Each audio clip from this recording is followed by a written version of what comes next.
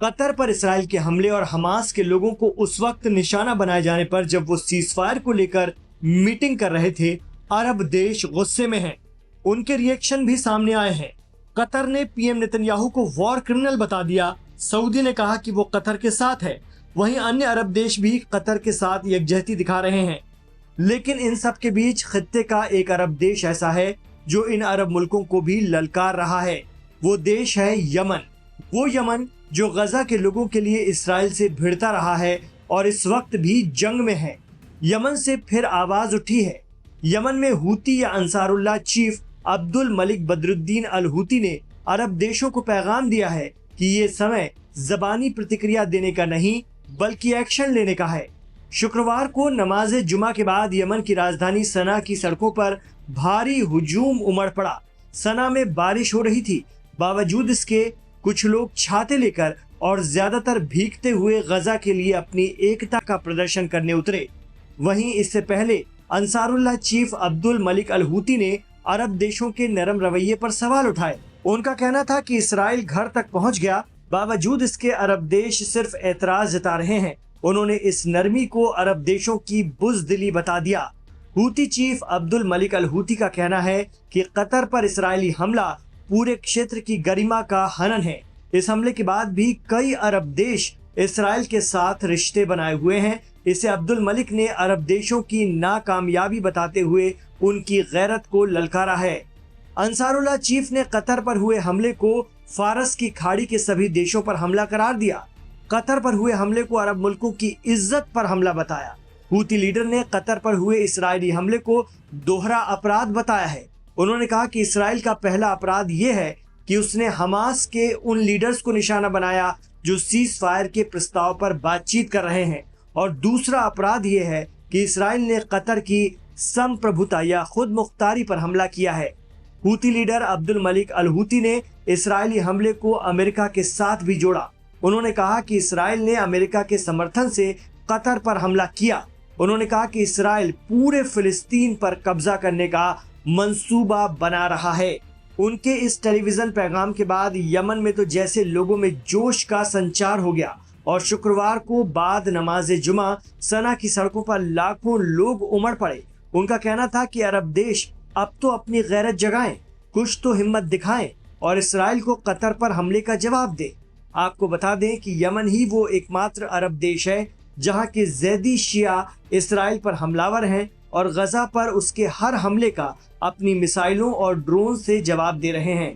Yemen के Ansarullah का मानना है कि अगर अरब देशों ने अब भी इसराइल के सामने खामोशी साधे रखी तो ये सिर्फ उनकी बुज़दिली मानी जाएगी। हालांकि कतर ने कहा है कि वो इसराइल पर एक्शन लेगा, लेकिन किस तरह का ये क्लियर नहीं है। जानकार मानते हैं कि कतर डिप्लोमेटिक तरीके से इसराइल को अलग अलग मंचों पर चुनौती दे सकता है। मिलिट्री एक्शन लेना अरब देशों के बस की बात नहीं है, क्योंकि वो अपनी हर सैन्य जरूरत के लिए अमेरिका पर ही निर्भर हैं।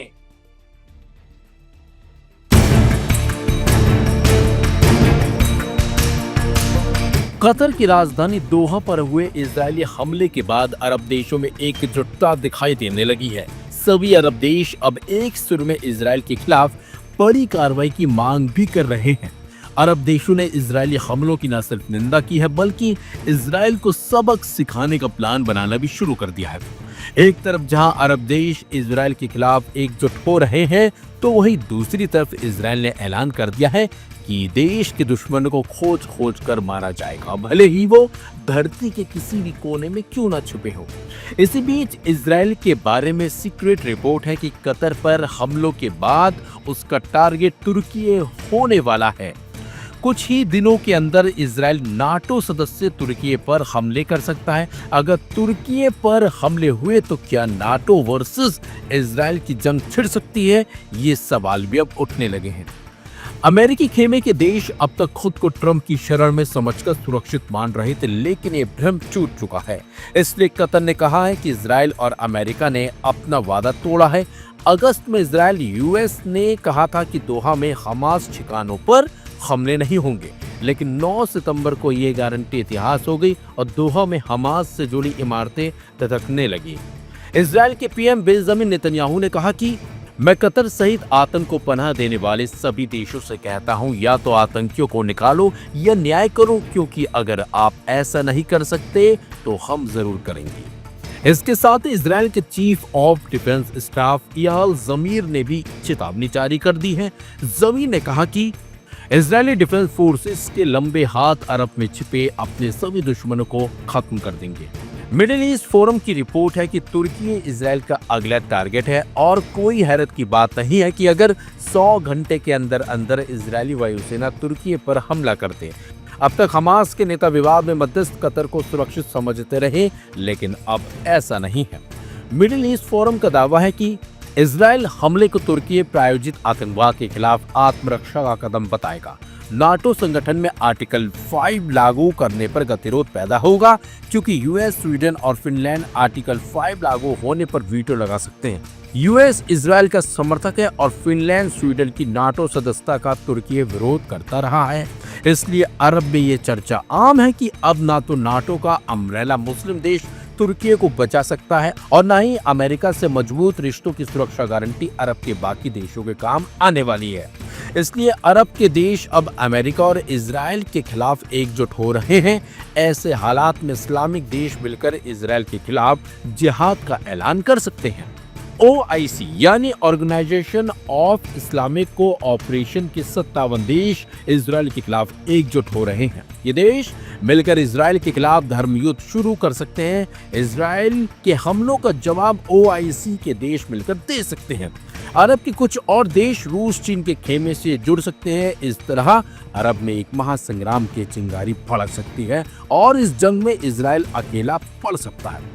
ऐसे में अमेरिका को भी अरब के खिलाफ जंग में उतरना पड़ सकता है। नाटो के शक्ति समीकरण गड़बड़ा सकते हैं और अरब में सुपर पावर का संग्राम हो सकता है। यानी कि अब मिडिल ईस्ट में जंग अलग ही एक मोड पर आ सकती है।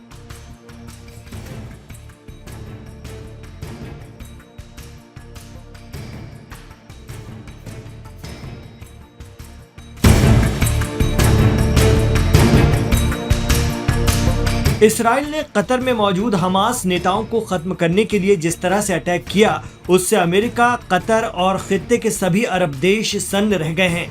एक्सपर्ट कहते हैं कि अगर ये हमास नेताओं को खत्म करने की अरब मुल्कों, इसराइल और अमेरिका की सोची समझी साजिश नहीं है, तो फिर इसराइल ने अरब मुल्कों की सरहद लांघना भी शुरू कर दिया है, वो भी खुलेआम ऐलान करके।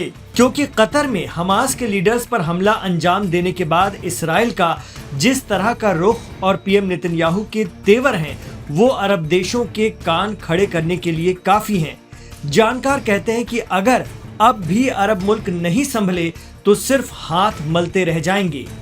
अब बड़ा सवाल ये है कि गजा के लिए इसराइल को रोकने क्या अरब मुल्क मिलकर कोई मिलिट्री एक्शन ले सकते हैं? तो इसका जवाब फिलहाल ना है, क्योंकि अमेरिका पर पूरी तरह से निर्भर खित्ते के अरब मुल्क इस तरह की कोई कार्रवाई तो करने से रहे। लेकिन ईरान के supreme leader ayatollah Ali Khamenei अगर बार बार कहते हैं कि इसराइल के खिलाफ अरब और मुस्लिम मुल्कों को अपनी एकता दिखाने का वक्त आ गया है, तो इसके मायने कई तरह के हैं।